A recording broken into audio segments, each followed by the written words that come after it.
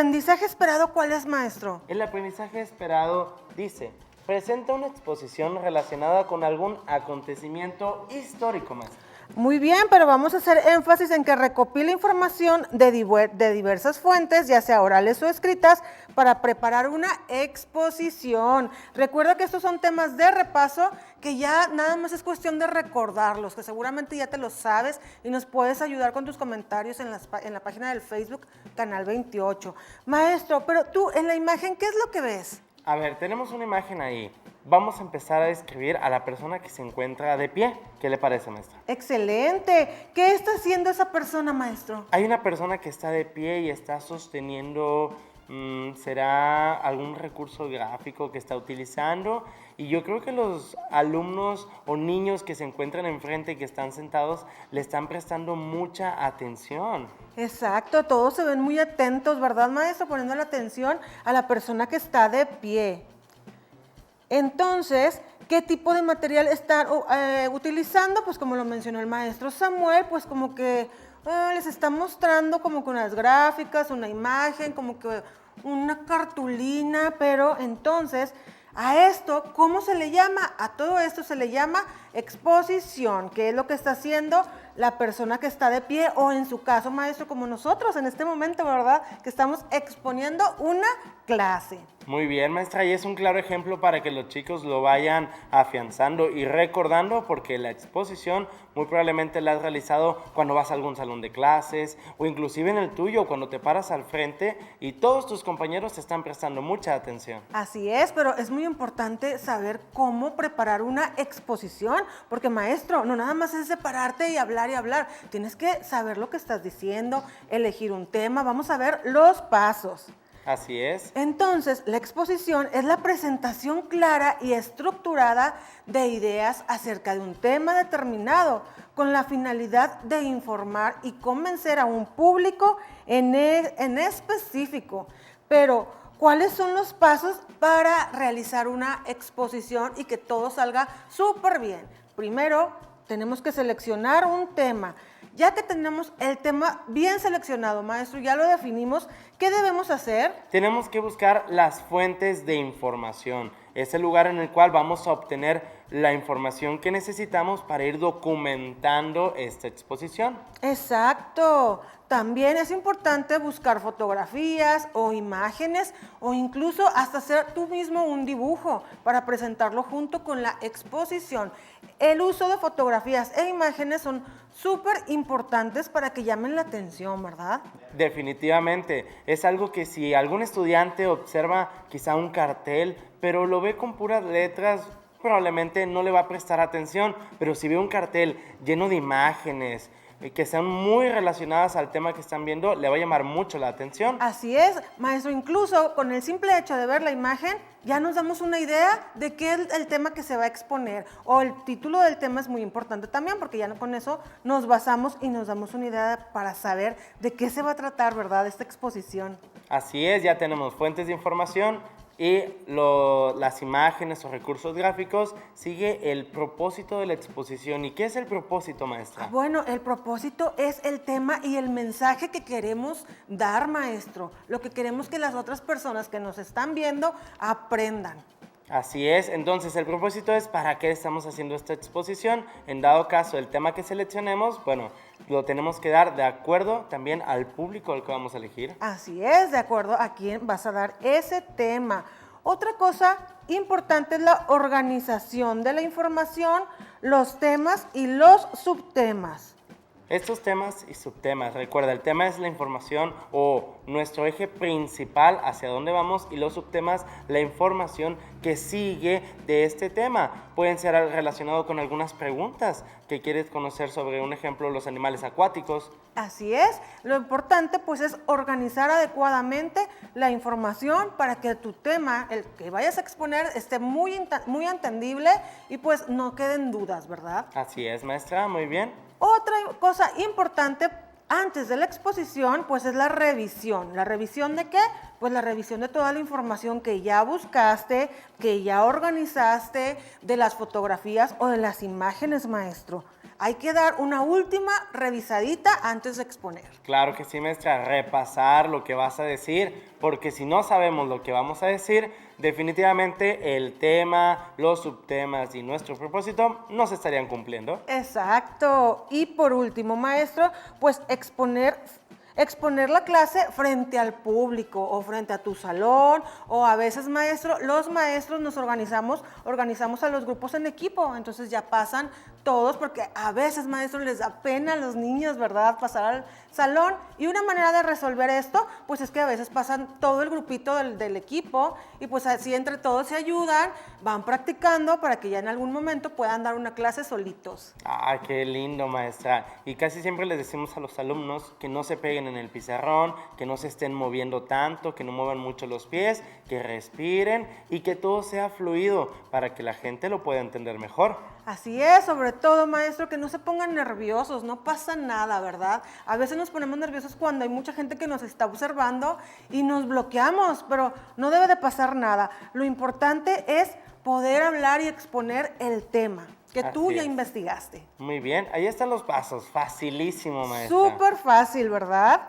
Pero ahora, maestro, en esta ocasión tenemos que seleccionar un tema para presentar una exposición relacionada con algún acontecimiento histórico, maestro. Pero, ¿qué es un relato o acontecimiento histórico? ¿Qué es un relato, maestro? Podemos decir que el relato es una narración que se lleva a cabo con la intención de contar los detalles de determinados sucesos. Exacto, vamos a narrar algo que ya pasó. E histórico es que está vinculado con la historia, en este caso con la historia de México. Ya Y comprendo, ¿verdad, maestra? así es.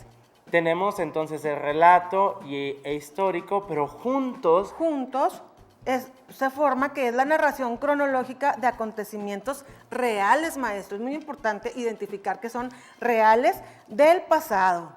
Muy bien, maestra, fácil, para que todos los estudiantes lo estén comprendiendo. Y bueno, ¿qué es lo que sigue, maestra? Bueno, pues vamos a investigar sobre la vida y obra de personajes importantes. Para conocer sobre la vida de diferentes personajes de la historia, es necesario revisar diversas fuentes de información, es decir, materiales en los que se pueden obtener datos sobre ellos. Por ejemplo, en internet, enciclopedias, podemos ir a una biblioteca. ¿Qué Así más, es, maestro? maestra. Y además tenemos que elegir uno de los personajes para conocer más información respecto a su vida y obra. Exacto. Después, maestro, debemos escribir una lista de fuentes de información que puedan ser utilizadas para encontrar datos referentes a la vida del personaje seleccionado. Es importante que esta lista venga de fuentes confiables, maestro, porque a veces en internet encontramos cosas que no son ciertas. Hay que checar muy bien que todo sea verídico. Así es, maestra. Y bueno, complementando esta idea sobre la información, también tenemos que dialogar sobre las características de las diferentes fuentes de información y detectar si poseen diagramas, líneas de tiempo o cuadros sinópticos. Exacto, que seguramente, maestro, nuestros alumnos ya saben realizar líneas de tiempo, los diagramas, los cuadros sinópticos, ¿verdad? Así es algo que ya lo has practicado. Y bueno, de acuerdo a la información, puedes también realizar alguno de ellos. Así es, maestro. Entonces, también del personaje que nosotros elijamos, podemos hacer una biografía. Pero, ¿qué es una biografía? ¿Cómo redactar una biografía? A ver, fácil, chicos. Y probablemente digan, esto lo viene el examen. Y claro que sí, la biografía es un texto informativo. Este texto cuenta los hechos de la vida de una persona. Generalmente sigue un orden cronológico, es decir, ordena los datos desde el nacimiento hasta la muerte del personaje, si es así el caso. Exactamente, maestro. ¿Y una biografía qué debe contener? Pues el nombre completo del personaje que nosotros elijamos, la fecha y el lugar de nacimiento, datos interesantes de su vida, los logros que tuvo, premios, desafíos, incluso hasta amores, maestro. También que se tuvo. vale. Claro. Y fecha y lugar de fallecimiento en caso de que ya haya fallecido, ¿verdad?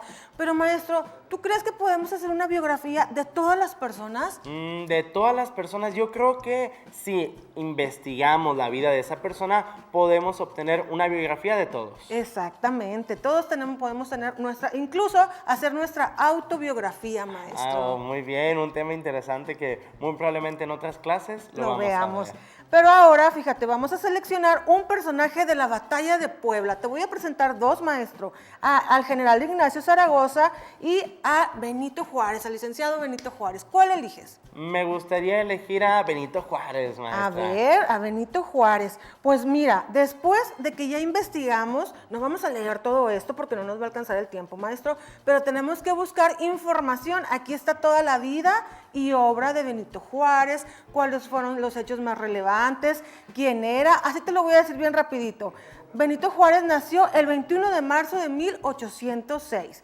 Ya que tenemos toda esta información, ¿qué debemos hacer? Pues debemos sintetizarla, maestro, organizarla para al final hacer una como tipo biografía o de ponerlo más específico de toda la información que obtuvimos, como en este caso, que dice Benito Juárez era de origen zapoteca y de niño no sabía hablar español porque era una persona de una etnia indígena.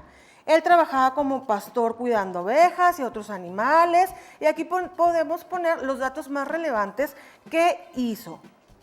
Muy bien, y también podemos incluir una imagen porque es una biografía y la imagen o el recurso gráfico nos da fe de que quién era este personaje. Así es, que era un personaje muy importante de nuestro país, ¿verdad? Así es, maestra. Y bueno, con esto concluimos, ¿verdad? Así es, con esto terminamos la clase de cómo hacer una exposición en un relato histórico. Vamos a ir un corte y regresamos. No te muevas.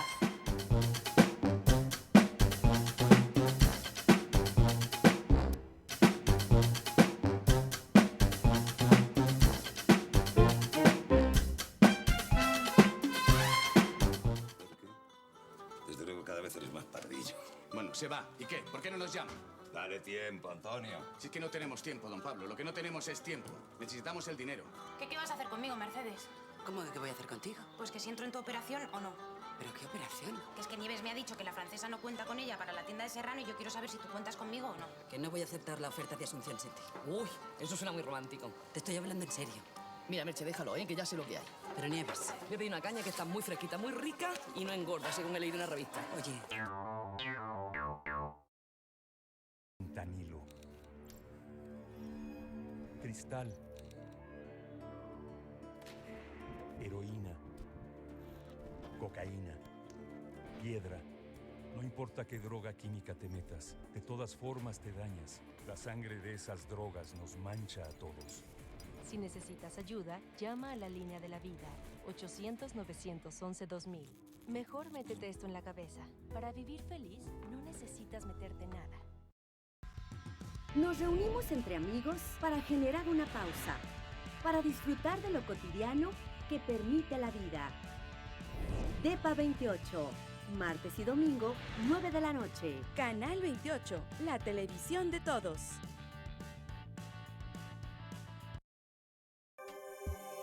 Canal 28.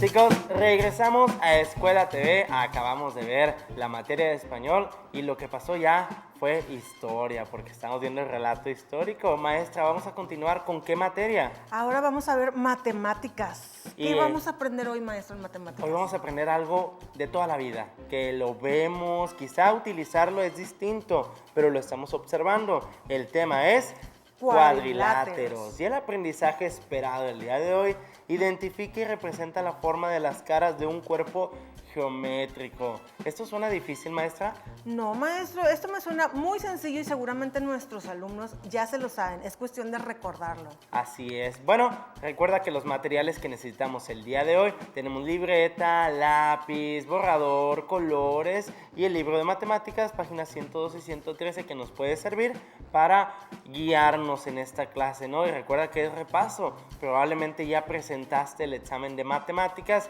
y dirás, profe, esto estuvo facilísimo porque lo vi en Escuela TV.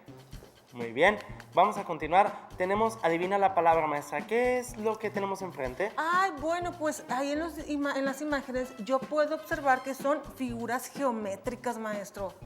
como el cuadrado, el rectángulo, el trapezoide, el rombo, el trapecio, el paralelogramo y el cuadrilátero cóncavo. Ay, qué lindo, hasta se escucha muy bien cuando los nombramos. Pero bueno, todos estos presentan una misma característica, que son, ¿qué? Estamos buscando qué son todos estos. Tenemos la respuesta de Cami Hernández, de Edgar también, muchas gracias. Vemos a Lorena, Valeria, están participando activamente en redes sociales y es indispensable esta participación porque puedes contrastar lo que aprendiste y lo que estás aprendiendo. Exacto, maestro. Y seguramente ya adivinaron la palabra, pero al final la vamos a decir. Claro que sí, maestra. ¿Qué aprenderemos específicamente? Pues hoy aprenderemos la clasificación de cuadriláteros con base en sus características, los lados, los ángulos, diagonales, los ejes de simetría, etc. Muy bien, y tenemos la misma imagen que tenemos anterior porque vemos que estos son cuadriláteros. El punto es ¿por qué? ¿Por qué serán cuadriláteros? Y no te estreses, no pasa nada. Aquí en lo siguiente te vamos a explicar. Pero maestra, hay algo que ya no sabemos. ¿Qué son todas estas? Son figuras geométricas, maestro. Figuras geométricas, muy bien. Maestra, ¿me puede decir las que tenemos de este lado? Claro, tenemos un cuadrado, un círculo, un triángulo, un rectángulo y un rombo. Bien, para los que nos están escuchando, estas figuras te van a hacer mucho ruido más adelante y es indispensable que sigas nuestras indicaciones, ya que al momento de explicarte las características, te las tendrás que imaginar. Un cuadrado, ya sabes cómo son los cuadrados, los círculos, triángulos, rectángulos o el rombo, pero hay algunas características importantes. Maestra, vamos a las partes de las figuras. Vamos a ver si los chicos recuerdan cuáles son estas partes. ¿Qué figura tengo aquí? Ah, pues aquí tenemos un rectángulo, maestro. Muy bien. Y este rectángulo tiene diferentes características. La primera son los lados. Yo puedo observar que tiene 4 lados. Ah, qué inteligente, maestra. Sí, tiene 4 lados. Y ahí están. Los lados también tienen otro nombre, ¿verdad? Así es. ¿Cuáles son? Se llaman aristas. Los aristas. Ahí está, son todos los lados y la maestra Iris nos dijo que tiene 4, perfecto. Tenemos otro, maestra, que se llama los ejes de simetría. ¿Cuáles son, maestro? Los ejes de simetría, como lo ven, a ver, acuérdense un poco, tenemos este rectángulo y son los que dividen nuestra figura a la mitad y se puede ver lo mismo en ambas partes. Este es un eje de simetría, cortando algo justo a la mitad y tenemos lo mismo de un lado y del otro. Ahí y al rectángulo sí aplica, maestro. Lo tenemos ahí de color morado justo a la mitad porque de un lado tenemos una parte del rectángulo que es la misma del otro, como si pusiéramos un espejo, maestra. Y aquí algo que quizá no utilizamos mucho, se llaman las diagonales. Y esta diagonal, maestra, es simple. Vamos de una esquina a la otra. Y lo cortamos, ¿verdad? Ahí está. Vean, ¿de qué color está, maestra? Para que lo está en color celeste, está de esquina a esquina. Muy bien, de esquina a esquina. Y es justo como lo estoy viendo aquí en redes sociales. Ya, Casey, vemos a Mayrani. Bien, Aide, así es como la forma que estás participando y viendo estas características. Muy bien, Mesa, nos falta una, que es una de quizá de las últimas que aprendimos. Son los ángulos, maestro. ¿Cuáles son los ángulos? ¿Ya los lograron identificar? ¿Cuántos ángulos tiene esta figura? Vamos a ver si nos dicen. Yo creo, maestra, que esta figura tiene 4 ángulos. ¿Y cómo son? ¿Cómo podemos obtener los ángulos, maestra? Están de esquina a esquinita, maestro. Muy bien, es la unión de las líneas, recuerda, los ángulos, lo habíamos visto. Son 2 lados unidos en un vértice y el vértice... Es como el puntito, ¿verdad? Exactamente, era la esquina y es donde se juntan estos lados. Bien, maestra, ángulos tenemos 4, ¿verdad? Así es, entonces son 4 ángulos, 4 vértices, 4 lados. Ahí está. Vamos viendo el nombre real de por qué son cuadriláteros, maestra. Ay, ya entendimos, porque son 4. Ahí está, cuadriláteros. Pregunta quizá de examen, esperemos que te la hayan puesto o que hayas identificado cuáles son los cuadriláteros. ¿Por qué? Un cuadrilátero es un polígono, maestro, equivocando con 4 aristas y 4 vértices. Así de fácil, 4 aristas y 4 vértices que los puedes ir ejemplificando, o 4 lados, como lo mencionamos. También, maestra, nos había dicho que teníamos 4 ángulos, ¿verdad? 4 ángulos. Ok, ¿el ángulo tiene que ser de 90 grados? No, maestro. El ángulo puede variar. Lo característico aquí es que son 4 lados que están unidos. Vemos estos que están muy simples. Conoces el trapecio, el rombo, el rectángulo, El cuadrado, el romboide. Son de los que conoces comúnmente. Perfecto. Y ahora sí, maestra, vamos a pasar a nuestra actividad del día de hoy. Y para esto vamos a tener la participación de todos ustedes en redes sociales y aquí también en Escuela TV lo vamos a estar realizando. Chicos, tenemos aquí una cuadrícula y tenemos que hacer cuadriláteros. Suena igual, una cuadrícula pues son de 4 lados. Exacto. Y tenemos que formar cuadriláteros. Maestra, yo voy a hacer que haga uno muy fácil. A ver, que maestro. todos los estudiantes conocen. Son figuras de 4 lados. De hecho, lo hicimos o lo dijimos en el primer ejemplo. Es el más común. ¿Cuál será, maestra? El cuadrado, maestro. A ver, maestra, vamos a hacer el cuadrado, por favor. Aquí en el primer cuadrito, maestro, voy a hacer el cuadrado que está súper fácil. Muy bien, ahí tenemos el cuadrado. ¿El negro sí se ve o le ponemos blanco, maestra? A ver, vamos a ver si con el blanco se puede observar mejor. Para que los chicos lo vean ahí. Ya Cami Hernández nos dijo que cuadrado, muy bien. Ahí está. ¿Sí se observa, ¿Sí se ve maestro? ahí? Negro, perfecto. Nos quedamos con negro. Ya tenemos el cuadrado, maestra. Ahí estamos uniendo los puntos, ¿verdad? Muy Estamos bien. uniendo los 4 puntos. La maestra unió ese con el otro. Ahí están 4 puntos unidos. Tenemos este punto de aquí. Un vértice, Ándale, muy bien. 2 vértices, 3 y 4. Ahí están 4. Maestra, ¿pudiéramos hacer un cuadrado más pequeño? Claro, maestro. A ver, vamos a hacer otro más chiquito. ¿Cómo sería? Ah, pues ya sé. Ahí está uniendo 4 vértices. Qué inteligente es, maestra. Claro, maestro. Pudiéramos hacer, el cuadrado cuando lo volteamos, cuando lo giramos se forma otra figura. ¿Cuál es? Un rombo, maestro. Un rombo, muy bien. Entonces, lo vamos a hacer de esta manera. Así es. Entonces, de nuevo, observamos que tenemos 1, 2, 3 y 4. Perfecto, maestra. Después de ver esto, podemos decir que tenemos otra figura que es muy característica, que es un rectángulo, maestro. Así es, lo colocamos de este lado. Muy bien. Pero el rectángulo tiene 2 lados más largos y 2 más cortos, ¿verdad? Ya empezamos con otras características. Claro. Excelente, maestra. Bueno, vamos a continuar ahora con otra figura. Recuerda, tenemos que unir 4 lados, 4 puntos, ¿verdad? Así es. Vamos a ver si esta figura nos queda. A ver, el maestro Sam, ¿qué figura nos va a hacer el maestro Sam? Véanlo muy bien. Vamos a unir esos vértices que está dibujando el maestro. Ahí está, mire. Híjole, maestro, a ver. 1, 2, 3 y 4. ¡Ay, excelente! ¿Qué tal? Probablemente este es uno de los más difíciles que pueden realizar, ¿verdad? Así es. Podemos decir que tenemos otra figura. ¿Otra figura cuál sería, maestro? ¿Qué figura nos vas a realizar? Tenemos esta de aquí, unimos con esta de acá, nos vamos aquí y nos vamos acá. Muy bien. 1, 2, 3 y 4. Excelente. Familia de los trapecios, ¿verdad? Así es. También tiene 4 lados, 4 vértices. Listo. Con esto, chicos, podemos seguir armando figuras.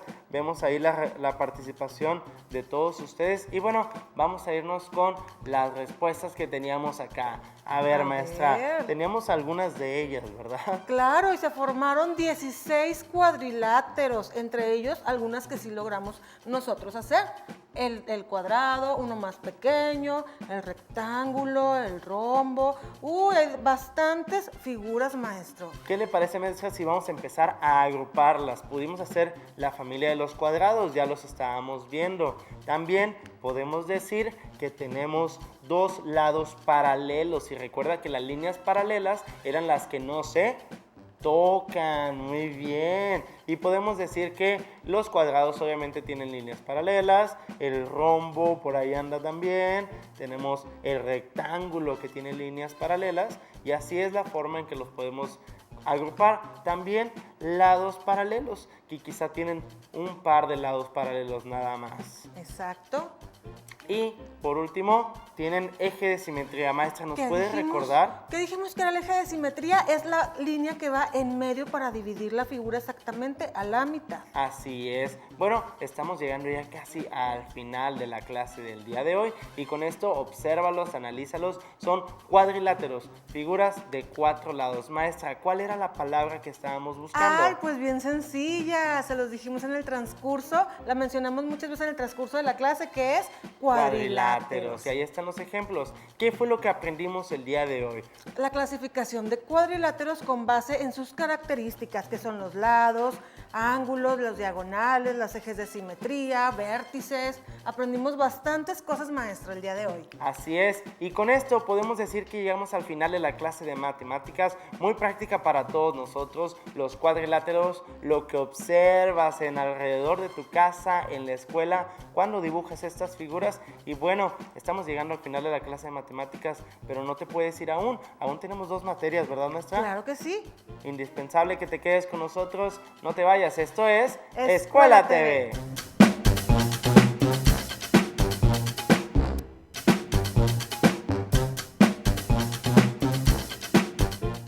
Problemas sumamente complejos. En la nocturna vamos analizando, vamos diseccionando cuáles son las ideas que se manejan y también las soluciones que puede haber en problemáticas naturales, por llamarlo así, en estas grandes sociedades. La Nocturna es un programa de ideas, un programa de reflexiones, un programa de soluciones para usted.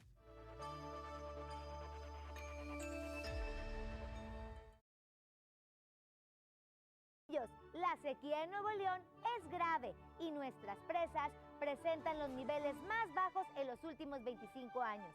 Yo, como embajadora del agua, te invito a que tengamos una solución. Por ejemplo, cuando te laves tus dientes, utiliza un vaso con agua. Es suficiente para limpiar tu boquita y tu cepillo de dientes también. Así que el agua es de todos y todos tenemos la solución. ¡A cuidar el agua! ¡No la riegues! Cuida el agua. Gobierno de Nuevo León. Seguimos en contingencia. Recuerda, guarda al menos 1 metro de distancia con otras personas. Usa mascarilla o cubrebocas. Que se convierta en hábito. Lava las manos y usa gel antibacterial. Evita tocar ojos, nariz y boca. Al toser o estornudar, debes cubrirte con el codo flexionado. Y lo más importante, hay que evitar las 3 C en los espacios: cerrado, congestionado y en contacto cercano. Canal 28, la televisión de todos. Clasificación A.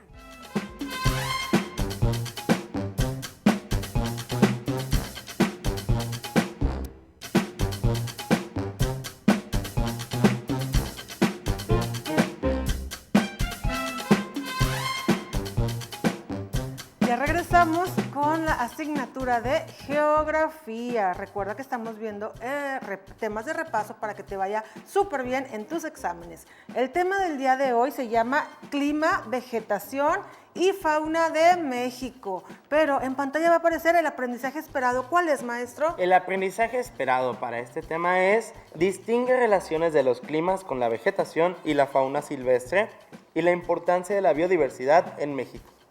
vamos a hacer un énfasis en los tipos de vegetación en México. ¿Cuáles son? Pues las selvas, los bosques, los pastizales, matorrales y vegetación. Pero fíjate muy bien, los materiales, pues ya sabes, es la libreta, lápiz y el libro de geografía en la página, de la página 62 a la 68. Pero vamos a ver, adivina la palabra. ¿Qué imágenes observan, niños, ustedes? Claro que sí, presten mucha atención y para los que nos están escuchando en radio, la palabra inicia con la letra V. Te voy a empezar a describir las dos imágenes de arriba.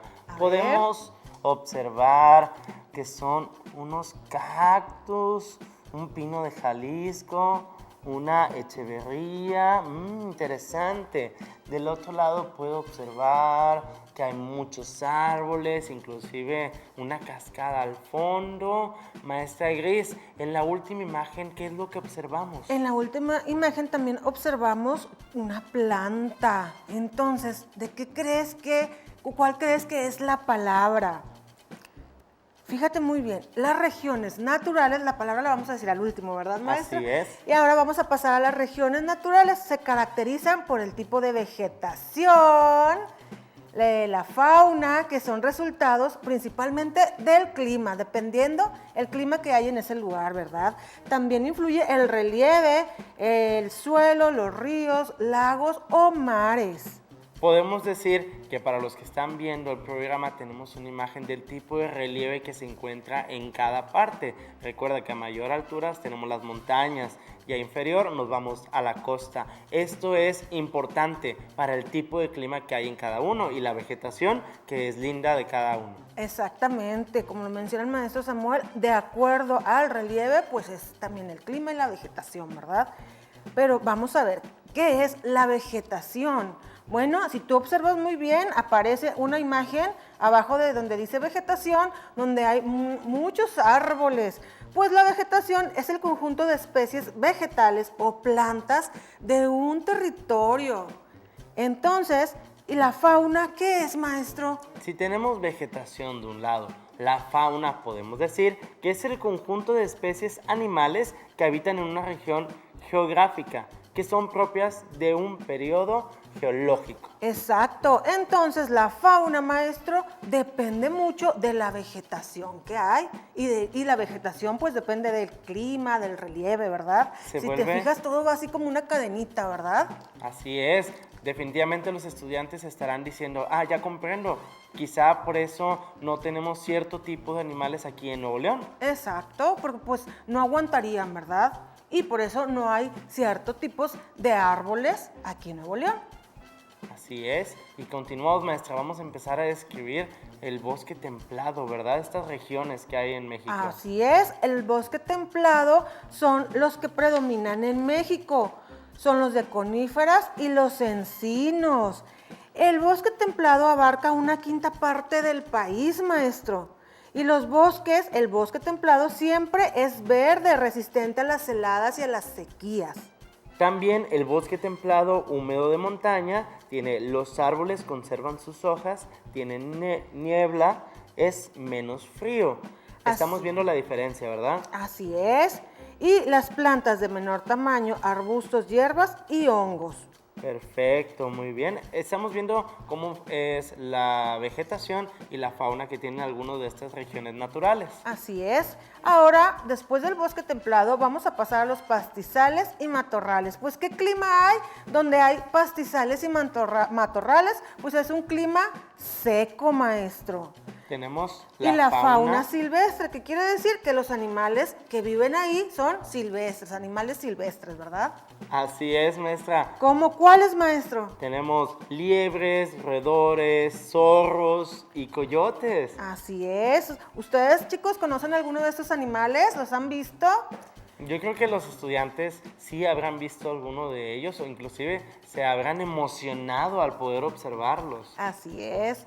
Y pues los pastizales y matorrales están en alrededor del 50% del territorio mexicano, maestro. Si te fijas que abarca la mitad de la República Mexicana.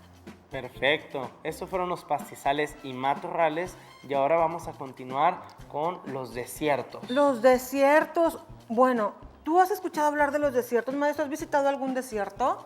Yo creo que he visitado algún desierto, no como tal, pero bueno, he ido a un museo que hace referencia a ese desierto. Muy bien, y ahí nos enseñan toda la vida en el desierto, ¿verdad? Pero en el desierto la temperatura es muy extrema. ¿Qué quiere decir extrema?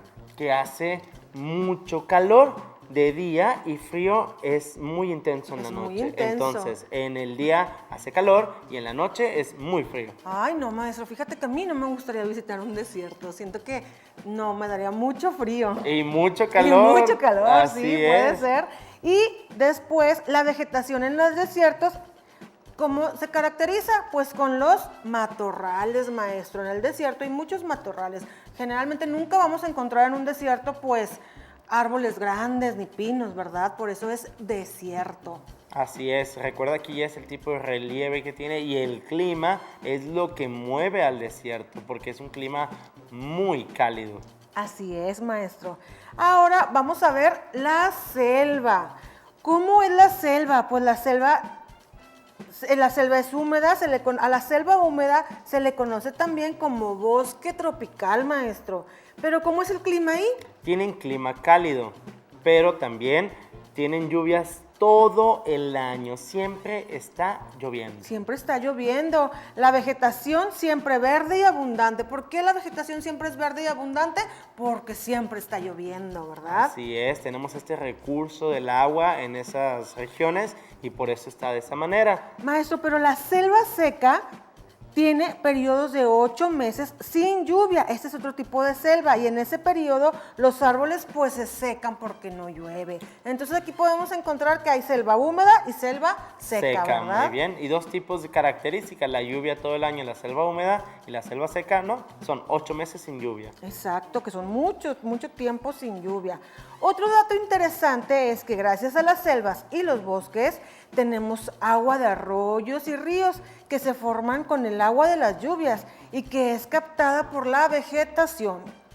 Asimismo, los árboles atrapan el dióxido de carbono y permiten, a través de la fotosíntesis, la producción de oxígeno indispensable para la vida, maestro. Qué práctico es esto, qué bueno tener en México tanta vegetación que nos ayuda a tener aire limpio y que con esto también nos pone en compromiso nosotros de cuidar al medio ambiente. Así es muy importante cuidar el medio ambiente, como tú lo mencionas, maestro. Pero fíjate, ya que repasamos todo este tema, maestro, vienen las preguntas, a ver qué tanto aprendiste y a ver si te acuerdas muy bien. Ayúdanos con tus respuestas.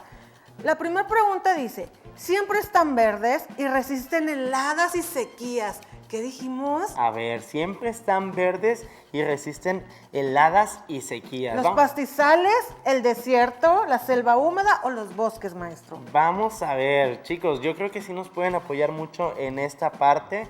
Siempre están verdes y resisten heladas y sequías. Yo creo que la respuesta ya la tenemos. ¿Qué le parece? A ver, maestra, vamos a descartar unas, ¿no? Pastizales no creo que sea. Pues no, porque dice que siempre están verdes, maestro. Y desierto, pues tampoco, ¿verdad? Tampoco.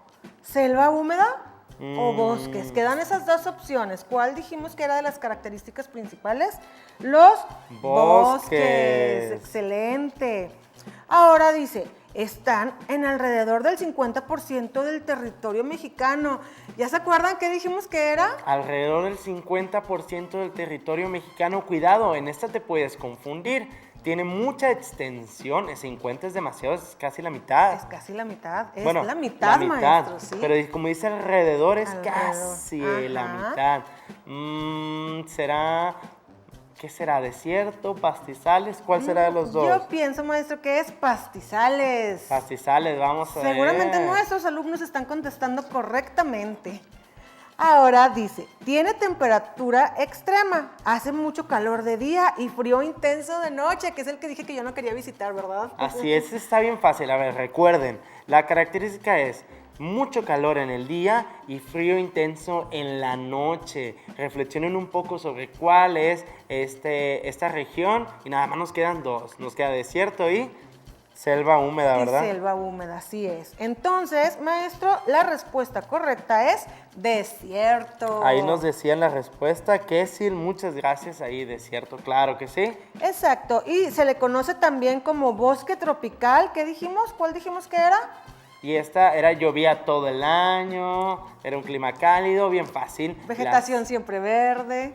Es la selva Húmeda. Exacto, súper bien, maestro. Ahora vamos a ver la fauna en México. Nada más vamos a observar las imágenes y qué tipo de animales son, maestro. No los vamos a leer uno por uno, pero más o menos tenemos una idea y los conocemos. La fauna, dijimos que son los animales, ¿verdad? ¿Qué animales aparecen ahí, maestro? A ver. A ver si los conoces, maestro. Yo creo que el primero le van a decir que es un conejo, pero... Se parece bastante. Se parece, pero no es un conejo. El segundo, ay, definitivamente es uno de mis favoritos. Es una cotorra de frente amarilla. Y el último, maestra, ¿qué es? Es un lobo gris.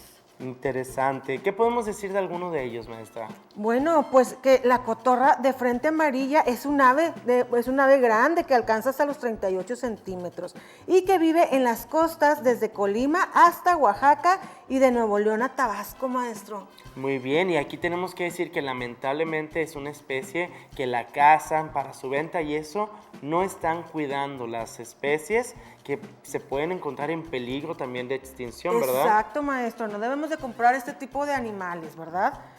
Son muy bonitos, pero debemos de cuidarlos. Así es, maestra. Y también otros animales que aparecen aquí, ¿cuál es? El tecolotito, que seguramente sí lo hemos visto. El otro que se parece como que a un venado, pero no es un venado. ¿Qué es? Es un berrendo. Así es. Y el jilguero, que es un pajarito que canta súper bonito, ¿verdad? Ay, qué lindo. Y esta fauna que se encuentra en México es muy variada. Probablemente te estarás preguntando algunos animales que hayas visto en tu localidad, ¿verdad? Así es. Y otra cosa, otro animal que es súper bonito y está en peligro de extinción, maestro, es el quetzal. Es una ave súper bonita. Y maestro, adivina la palabra, ¿cuál es el resultado? Vegetación, y con esto llegamos al final de la clase, maestra. Así es, vamos a ir a un corte y regresamos, todavía no termina la clase.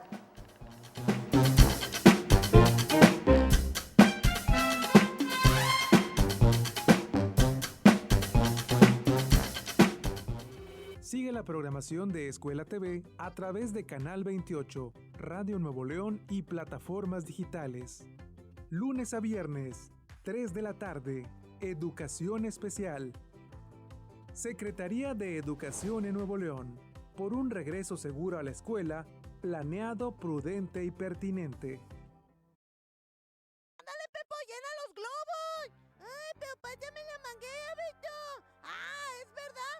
¡Así será más rápido! ¡Sí! ¡Será muy divertido mojar a todos! A ver, ¡Ey, chiquillos! ¡Esperen! ¿Qué pasa? ¿Qué hacen? Ah, pues estamos llenando globos. No. No pueden jugar con agua. ¿Por qué? ¿Qué no saben que los niveles de la presa están muy bajos en Nuevo León? Hay que cuidar el agua. Chiquillos, no la rieguen. Ah, tienes razón, Beli. Sí, entonces todos podemos ayudar a cuidar el agua. Claro, todos podemos ayudar a cuidar el agua y se pueden divertir con otras cosas que no sea agua. Por ejemplo, pueden jugar a los carritos. Ah, ok, bueno, sí, vamos a jugar a los carritos, Pepo. Sí, vamos a jugar, pero yo pido el rojo, Bueno, sí, cuiden el agua y no la rieguen. Chiquillos, la sequía en Nuevo León es grave y nuestras presas presentan los niveles más bajos en los últimos 25 años. Yo, como embajadora del agua, te invito a que tengamos una solución. Por ejemplo, cuando te laves tus dientes, utiliza un vaso con agua. Es suficiente para limpiar tu boquita y tu cepillo de dientes también. Así que el agua es de todos y todos tenemos la solución.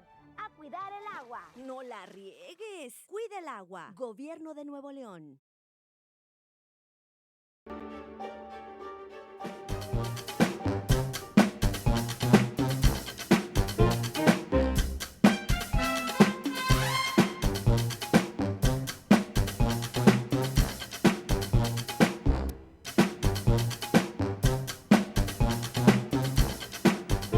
Chicos, llegamos al final, a la recta para concluir Escuela TV el día de hoy. Vamos a ir con una materia que nos sirve en la vida, para estar actuando nuestras acciones en la escuela, en la casa, cuando salimos. Maestra Gris, ¿esta materia cuál es? Esta materia es una que les gusta mucho a todos nuestros alumnos, educación socioemocional. Y el tema del día de hoy, ¿cuál es, maestra? Buenísimo el tema. Súper bueno, se llama No te enojes. Por favor, no te enojes. Indispensable, pero el día de hoy vas a saber cómo no enojarte, cómo aplicarlo, porque el aprendizaje esperado es... El aprendizaje dice, infiere cómo el estado emocional del enojo puede ser regulado en situaciones adversas o aflictivas. Regulado. ¿Nos podemos controlar para disminuir mi enojo? ¿Usted qué cree, maestra? Claro, maestro. Tú puedes controlar tus emociones y esta es una emoción negativa, maestro, que también la podemos controlar. Perfecto, y con esto vamos a seguir con Adivina la Palabra. Tenemos una palabra que inicia con la letra R y esto nos va a dar una pequeña pauta el día de hoy. 3 imágenes. Empieza a escribir la primera de arriba. Es una persona que se ve gráficamente como un cerebro, ¿no? Y en el cerebro tiene un corazón. Me imagino que tiene compasión y dice inteligencia emocional. Maestra, las dos de abajo, ¿qué está pasando con ellos? Bueno, pues en las dos de abajo yo puedo observar que son 2 personas que están como enojadas intentando tranquilizarse, ¿verdad? Así es, en la primera una persona le toca la frente, está tratando de tomar un tiempo y en la segunda está respirando. ¿Qué están tratando de hacer estas personas? Pues están tratando de... Digo la palabra, pues maestro. yo creo que nos aguantamos. Lo van a decir como quiero durante la clase y lo van a estar viendo. Reflexiona, piensa. He visto que están poniendo respirar. Es algo para llegar a eso, ¿no? Respiramos para llegar a la palabra que está ahí escondida. Bueno, vamos a continuar, maestra. ¿Y qué aprenderemos el día de hoy? Pues hoy aprenderemos a regular el enojo en situaciones adversas o aflictivas, maestro. ¿Qué está haciendo la persona que está acostada, maestra? ¿A poco está dormida? No, maestro, yo puedo observar que está respirando, inhala y exhala, ¿verdad? Así es, indiscutiblemente hay formas en las cuales se puede realizar. Anteriormente lo habíamos visto en Escuela TV, nos habíamos sentado, respirábamos y con eso nos calmábamos. Pero una de las técnicas también es poderse acostar en el suelo, sentir un poco la frescura y ahora sí, llegar a una calma. A una calma. Muy bien, maestra. Y vamos a recordar, estábamos hablando sobre emociones aflictivas, estas emociones que se pueden presentar a lo largo de nuestra vida. Pero bueno, ¿qué son, maestra, las emociones aflictivas? Pues las emociones aflictivas son aquellos estados mentales y emocionales que a corto, mediano y largo plazo merman el bienestar, o sea, el enojo, tristeza, ansiedad, miedo, el aburrimiento, los celos, envidia, la frustración y la inseguridad, maestro. Estas emociones aflictivas se pueden presentar a lo largo de nuestra vida. Indiscutiblemente las has sentido, has estado cerca de ellas y cuando te topas, bueno, tienes que tener algunas herramientas, ¿verdad? Así es, hay que aprender a controlarnos. Y bueno, ¿qué pasa cuando alguien está enojado? Tenemos cuatro respuestas que podemos tener. La primera, su actitud cambia repentinamente. Imagínate a alguien que estaba feliz y de pronto se enoja. Ya no es el mismo. No, maestro. ¿Tú te enojas, maestro? Yo creo que sí me he molestado en algunas ocasiones, pero la técnica para controlarme es indispensable porque no podemos vivir enojados todo el tiempo. Claro que no, y debemos pues controlar nuestras acciones, maestro. No por estar enojados podemos hacer lo que queramos, ¿verdad? Así es. ¿Qué más pasa, maestra? Pues se le nubla la vista y no puede ver las cosas con claridad, maestro, cuando una persona está enojada. Muy bien, también tiene problemas para entablar conversaciones pacíficas. Casi siempre la persona está gritando, está respirando mucho y no puede tener una conversación pacífica. Maestra, también actúa de manera compulsiva. ¿Qué quiere decir? Pues que hace las cosas sin pensar, a veces avientas las cosas, ciérrase la puerta bien recio. A veces cuando nos enojamos con nuestros hermanos o nuestros papás nos llaman la atención y nosotros nos enojamos, o ustedes alumnitos avientan la puerta. Eso es actuar de manera compulsiva. ¿Y qué debemos hacer? Ahorita vamos a ver los pasos para aprender a controlarnos. Claro que sí, y bueno, lo hemos visto, inclusive ya regresando a clases, las personas o los niños que a veces no quieren ir a la escuela y ahí avientan la puerta. No, tranquilos, tranquilos. Tenemos que actuar y pensar lo que estamos haciendo, no llegar a estas respuestas. Porque, ¿qué debo de hacer ante un enojo, maestra? Práctico, para decirle a nuestros estudiantes. Bueno, lo más rapidito es respirar, describir lo que estoy sintiendo y tomar un tiempo antes de actuar, ¿verdad? Esto es para aprender a controlarme primero. Yo ya sé que estoy enojado. Definitivamente es algo que conocemos, una emoción aflictiva. La que más me gusta de estas es tomar un tiempo, porque cuando tomas un tiempo puedes respirar también. Es una combinación de todas, ¿no? Entonces, tomas un tiempo, vas hacia otra parte, empiezas a caminar, respiras y despejas tu mente. Calmas estas acciones compulsivas que probablemente pudieras realizar, porque no vas a andar aventando el lápiz, ¿verdad, maestra? Claro, maestro. Muy bien, y con esto podemos decir cómo funciona el enojo, maestra. ¿Cuáles son las características que hacen nuestro cuerpo el enojo? Bueno, pues el enojo lo podemos entender como un globo que se infla mucho, maestro. Cada vez que te enojas se acumula pues todo en el cuerpo, ¿verdad, maestro?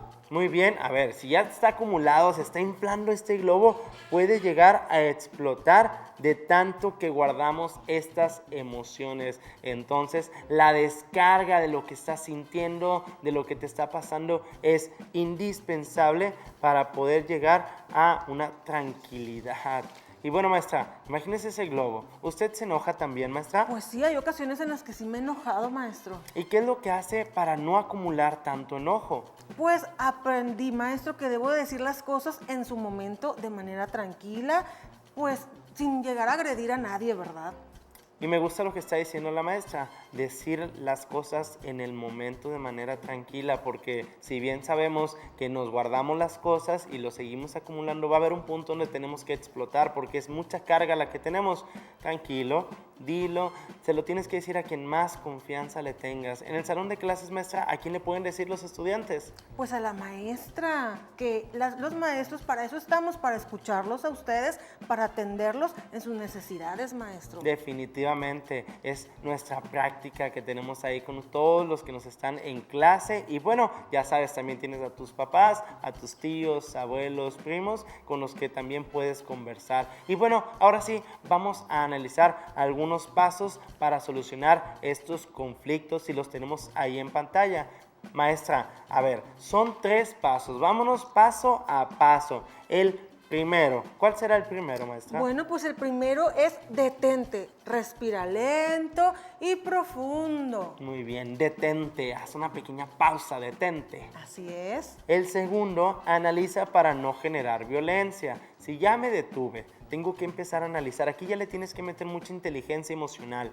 ¿Qué está pasando? ¿Cómo me estoy sintiendo? ¿Lo que estoy haciendo no me está funcionando? Entonces ya le tienes que meter inteligencia emocional para calmar todo eso, maestra. Y nos vamos ahora sí con el último, que está de color verde y lo pueden estar observando. ¿Cuál es? Que es: regresa y actúa de la mejor forma posible.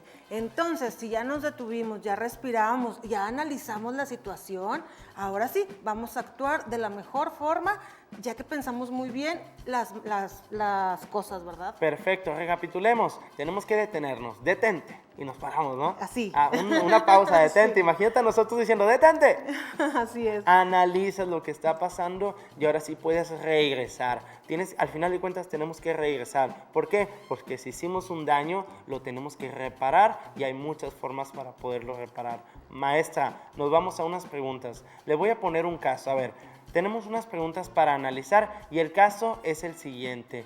Tenemos a la maestra Gris. Imagínense, cuando vamos a poner a la maestra Gris de pequeña en la primaria. La maestra Gris estaba en su banco y después pasa el maestro Samuel y le tira por accidente su libreta junto con su lápiz y todo. Esto es lo que sucede, pero automáticamente la maestra Gris se enoja y le empieza a decir cosas negativas al maestro Samuel.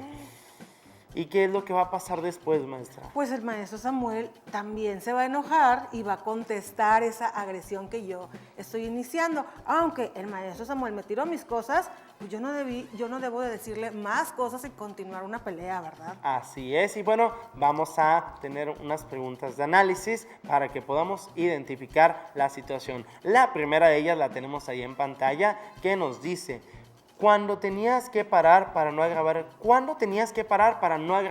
este conflicto? ¿En qué momento, maestra? ¿En qué momento usted tuvo que parar?